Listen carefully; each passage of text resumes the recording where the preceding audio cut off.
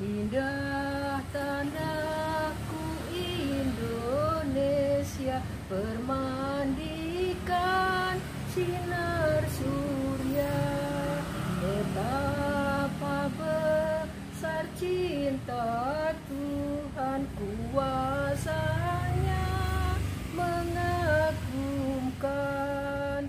Terpujilah Tuhan Allah, Ia mengangkat bangsaku sebagai rakyatnya, agar tanahku yang indah maju terus atas dasar Pancasila. Berkatilah bangsaku selalu, jangan tinggalkan umatmu, agar dalam upaya kami nampak cahaya ilahi. Terpujilah Tuhan Allah, Ia mengangkat bangsaku sebagai rakyatnya, agar tanahku yang indah maju terus atas dasar Pancasila. Maju terus atas dasar Pancasila.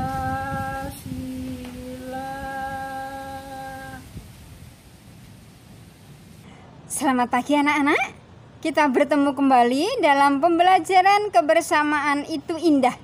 Tadi kita sudah mendengarkan lagu Indah Tanahku, Tanah Airku Indonesia, bermandikan sinar surya. Sekarang kita akan buka dengan doa pembuka dalam nama Bapa dan Putra dan Roh Kudus. Amin.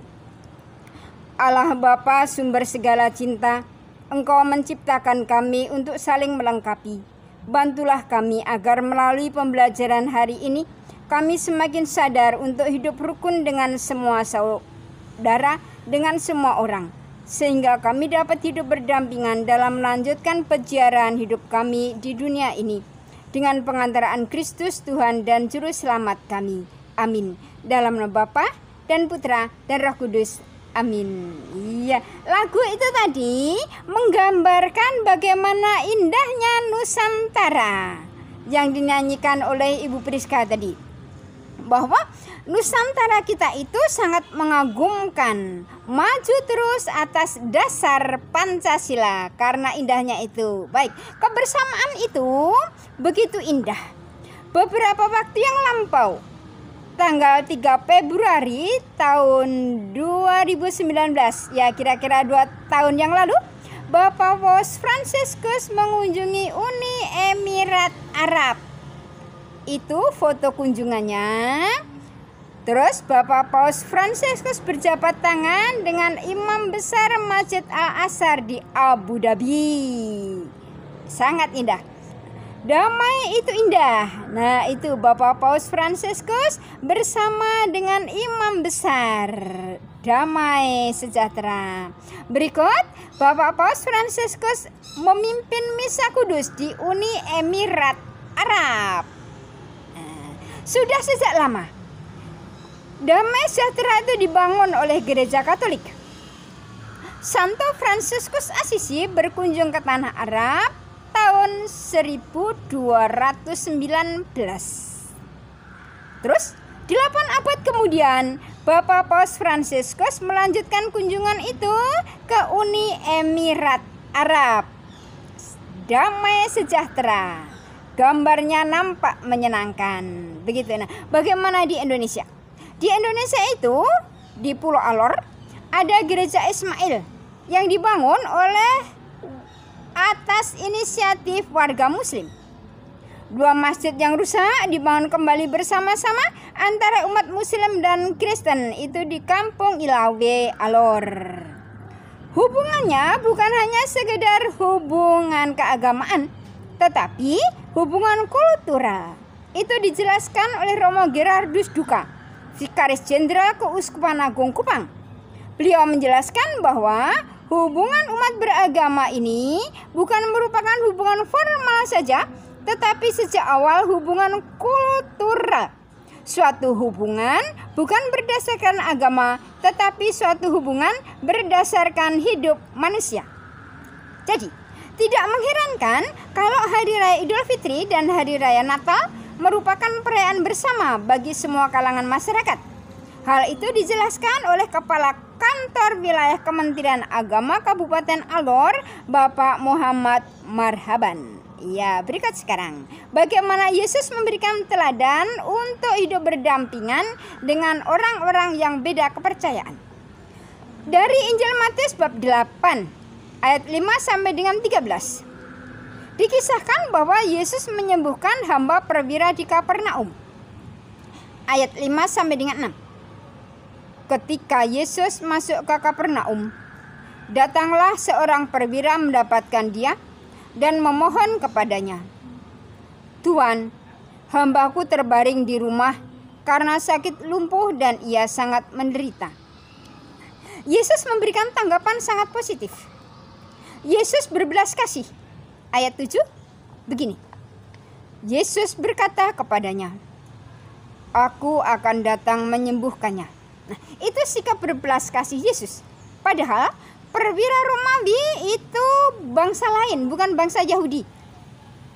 Jadi Yesus itu mempunyai belas kasih kepada orang lain. Berikut ayat 8. Tetapi perwira itu menjawab, katanya, "Tuan, aku tidak layak menerima Tuan di dalam rumahku. Katakan sepatah kata, maka hambaku itu akan sembuh." Ayat 13, jawaban Yesus. Lalu Yesus berkata kepada perwira itu, "Pulanglah dan jadilah kepadamu seperti yang engkau percaya." Maka pada saat itu juga sembuhlah hambanya. Itu kuasa Yesus sangat mengagumkan, bisa menyembuhkan jarak jauh. Begitu anak-anak. Nah, berikut sekarang pesannya apa itu? Pesan yang pertama adalah Yesus mengajarkan kepada kita tentang keterbukaan perwira Romawi dan keterbukaan Yesus terhadap penganut agama lain. Perwira Romawi yang dianggap kafir mau datang kepada Yesus dan Yesus tidak menolak. Kedatangannya tidak menolak, benar-benar Yesus menerima kedatangannya. Yesus mendengarkan dan bersedia menolong, bahkan memberikan pujian kepada perwira tersebut. Sekarang pesan untuk murid dan juga untuk kita apa?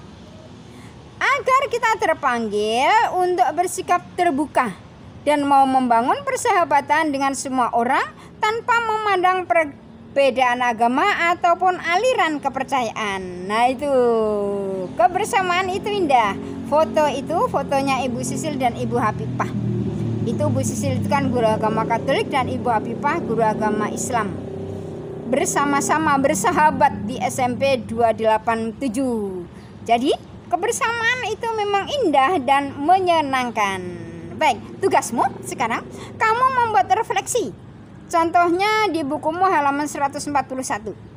Pertanyaan refleksi tersebut itu kamu jawab sesuai dengan kondisimu masing-masing. Ya, baik. Ada lagu yang indah. Ini lagu zaman dahulu kala yang mengarang Arianto, judulnya Nusantaraku. Tiada lagi negeri seindah persada Nusantara. Hutan rimba menghijau, tempat bersemayam burung marga satwa. Gunung api yang tinggi megah menambah semarak persadaku. Lembah ngarai dan sungai-sungai mengukir keindahan abadi. Tanah pusaka, aku pun dilahirkan di sana. Penduduknya gagah tampan, cantik molek tiada bandingnya. Terkenal manis budi bahasa dan lemah lembut perangainya. Mereka saling menghormati, saling menghargai hak asasi. Mereka bernaung di bawah pusaka Garuda Pancasila dan sang saka, merah putih lambang Indonesia.